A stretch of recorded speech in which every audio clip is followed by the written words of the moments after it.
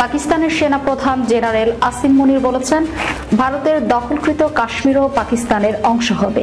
বুধবার আজাদ কাশ্মীরের রাজধানী মুজাফফরাবাদে সফরে গিয়ে তিনি একথা বলেন।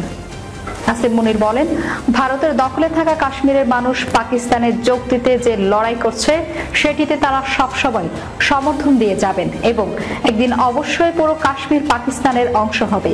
তিনি বলেন, কোনো সন্দেহ নেই, কাশ্মীরের মানুষ ইচ্ছা ও লক্ষ্য অনুযায়ী এটি একদিন স্বাধীন ও পাকিস্তানের অংশ হবে। তিনি হুমকি দিয়ে আরো বলেন, পাকিস্তানের বিরুদ্ধে যারা শক্তি প্রয়োগ করবে তাদের বিরুদ্ধে তারাও পাল্টা শক্তি প্রয়োগ করবেন এবং পাকিস্তানের সার্বভৌমত্ব যে কোনো মূল্যে রক্ষা করবেন।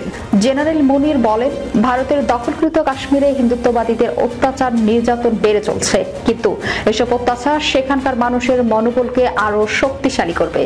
ভারতের দখলে থাকা কাশ্মীরের বিভিন্ন নেতা ও উচ্চপদস্থ ব্যক্তিদের সঙ্গে বৈঠক করেন আসিম মুনির। এই নেতাদের তিনি আশ্বস্ত করেন, তাদের স্বাধীনতার সংগ্রামে পাকিস্তান সবসময় পাশে থাকবে।